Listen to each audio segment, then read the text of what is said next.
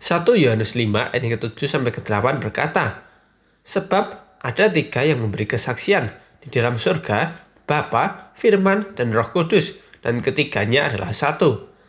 Dan ada 3 yang memberi kesaksian di bumi, roh, dan air, dan darah, dan ketiganya adalah satu. Allah adalah roh, dan roh itulah yang menghubungkan kita dengan Bapa. Sedangkan air adalah firman hidup yang memuaskan jiwa, dan darah lambang dari tubuh fisik kita yang ditebus untuk menjadi tempat tinggal Roh Kudus." Pertanyaannya adalah, mengapa harus darah? Darah adalah kombinasi plasma sel dan sel-sel yang berada di seluruh tubuh kita.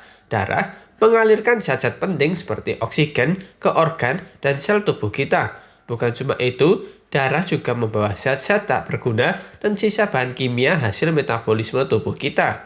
Lalu darah juga lah yang berperan aktif melawan bakteri atau virus yang masuk ke dalam tubuh, sehingga kita tidak mudah jatuh sakit. Secara ilmiah, darah dihasilkan dari sumsum tulang, seperti tertulis dalam Alkitab, bagaimana Allah menciptakan Hawa dari tulang rusuk Adam, dan inilah alasan mengapa Amsal menyebut semangat yang patah mengeringkan tulang, karena darah yang dihasilkan sumsum tulang memproduksi imun tubuh. Lalu, apalagi kata Alkitab tentang darah? Imamat 17 yang ke-11 berkata, "Karena nyawa makhluk ada di dalam darahnya, dan aku telah memberikan darah itu kepadamu di atas mezbah untuk mengadakan pendamaian bagi nyawamu." Karena darah mengadakan pendamaian dengan perantaraan nyawa. Nyawa ada di dalam darah. Bagaimana tidak? Sel darah adalah sumber DNA manusia. Artinya, data pribadi manusia semuanya ada di dalam darah. Kulit putih, coklat, langsat, rambut putih, hitam, coklat, merah, keriting, lurus, bergelombang, dan semua data karakteristik manusia semua terdapat pada DNA yang ada di dalam darah. Tak heran, Alkitab berkata bahwa nyawa manusia ada di dalam darah. Jadi, seluruh data manusia ada di dalam darah. Bisa dibilang, darah menjadi kartu identitas kita, dan Yesus adalah Allah yang menjadi manusia, menciptakan seluruh umat manusia. Artinya, di dalam darah Yesus ada data seluruh umat manusia. Seperti sebuah komputer di server pusat yang menyimpan data pribadi setiap orang dan bahkan dapat mengetahui isi komputer kliennya.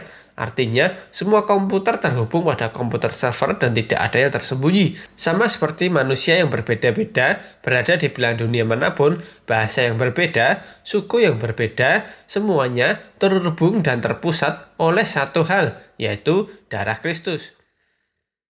Allah harus turun menjadi manusia untuk menumpahkan darahnya sebagai korban penebus dosa.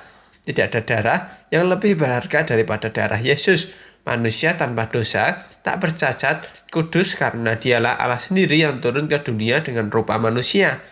Artinya, Yesus menyerahkan nyawanya supaya darahnya tertumpah utuh penyucian dan pengampunan. Satu-satunya cara untuk menyucikan sesuatu yang tidak kudus adalah dengan darah. Darah diperlukan untuk membersihkan dan menyucikan sesuatu sebelum berhadapan dengan Allah Maha Kudus. Ibrani 9 ayat 22 berkata, "Dan hampir segala sesuatu disucikan menurut hukum Taurat dengan darah, dan tanpa penumpahan darah tidak ada pengampunan." Tidak ada yang sanggup berdiri di hadapan Allah jika dia tidak dikuduskan terlebih dahulu. Padahal manusia sudah tercemar dosa, jadi tidak ada yang sanggup berdiri di hadapan Allah Maha Kudus karena dia akan binasa. Oleh sebab itu, manusia perlu dibersihkan terlebih dahulu dengan darah. Dahulu, anak domba harus disembelih supaya darahnya menjadi korban penyucian. Tapi, dengan darah Yesus yang tertumpah di kayu salib, cukup untuk melunasi semua hutang dosa manusia di segala zaman. Hanya Yesuslah yang layak. Itu menjadi alasan mengapa Yesus memerintahkan para pengikutnya untuk melakukan peringatan akan Yesus melalui perjamuan kudus. Anggur yang diminum menjadi peringatan akan darah Yesus yang tertumpah sebagai korban penebusan dosa manusia, sehingga ada pendamaian antara Allah dan manusia melalui Yesus. Allah yang murka karena dosa manusia diperdamaikan melalui darah Kristus.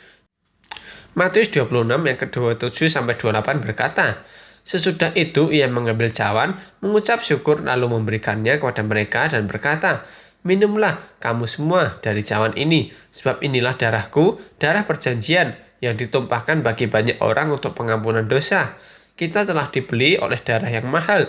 Di dalam darah Kristus ada nama-nama kita yang telah Dia tebus, sehingga kini kita tidak hidup lagi dalam kutuk dosa, tapi menjalani hidup yang baru karena Yesus ada di dalam kita dan kita ada di dalam Dia. Darah Yesus yang tertumpah menjadi simbol bahwa tubuh fisik kita telah ditebus, sehingga kini tubuh kita suatu saat nanti akan diganti dengan tubuh yang tak dapat binasa, yaitu tubuh kemuliaan. Sama seperti tubuh yang diperlihatkan Tuhan Yesus ketika Dia bangkit dan menampakkan diri pada murid-muridnya. Wahyu 5 ayat ke-9 berkata, dan mereka menyanyikan suatu nyanyian baru, katanya, Engkau layak menerima gulungan kitab itu dan membuka meterai-meterainya, karena engkau telah disembelih, dan dengan darahmu engkau telah membeli mereka bagi Allah dari tiap-tiap suku dan bahasa dan kaum dan bangsa.